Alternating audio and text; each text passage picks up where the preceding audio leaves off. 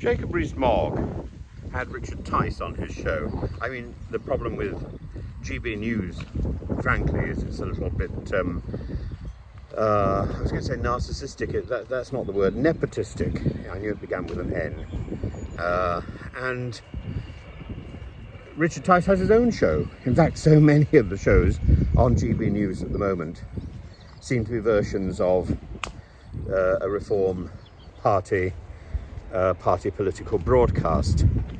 And in his interview with Richard Tice, Jacob Rees-Mogg was trying to put forward the idea, because it's always Jacob Rees-Mogg's ideas. So this is one of the few occasions where Mogg was trounced by his guest.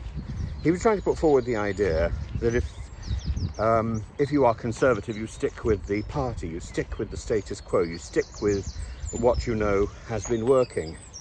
But we know that the Conservative Party is not working.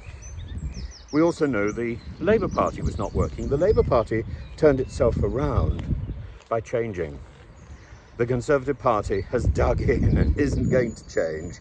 And so the Reform group, which Tice says he set up 3 years ago, I didn't think he set it up. I thought he took it over from Nigel Farage and from the former Brexit Party. I thought that's what it was, but there we are. Which he rebranded 3 years ago. And people said that he was mad. And he says that he is, in the context of what he was saying, he suggested that he is being the true conservative because he is promoting competition, and that conservatism thrives on competition. So he's just got his first member of parliament sitting for reform, a defection from the Conservative Party. Jacob Rees-Mogg tried to underplay that. You can't underplay that. This is a major achievement for a minor party. It's an action group, not really a major player. And it's going up in the polls. And its aim is to tease the mainstream Conservative Party further to the right. I'm afraid in doing so, they're losing the main support of the Conservative Party. Now maybe when faced with a general election defeat, that support will shrug and vote. But I think many people will stay at home because the alternatives are Liberal, Lib Dem, or Labour, or some sort of nebulous independent. I'm sure there will be right-wingers who will be going for reform, but I can't see reform doing anything at this stage now other than helping to destroy the Conservative Party and helping to make it not only unelectable but also incapable of performing with any competence as an opposition. And at this moment it's about transforming the Conservative Party as the party of government into a party of opposition. And being a coherent and effective opposition is an important part of our constitutional parliamentary democracy. I think Tice is wrong.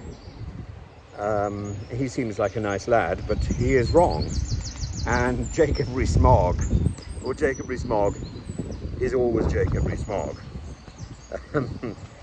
He's wrong as well. So yeah, it was an interesting interview, very entertaining, but lying underneath it is a concern about the direction of our democracy, and it impacts us whether we are supporting the Conservatives, Labour or Reform. It's about a fragmentation of democracy. Now that may mean that what we need to do is press for a different type of election. Maybe we're getting to the point where first past the post no longer works. I think maybe we reached that point long ago, and we need election reform. But I think we also need serious reform of the House of Commons. This shouting of slogans at one another is not discussion, and it's not prudent, and it's not attractive. We need to engage in debate. That's what that's what Parliament is built for, debate. And the adversarial system is designed to promote debate rather than the the trotting out of somebody else's, trotting out of some PR firm's slogans.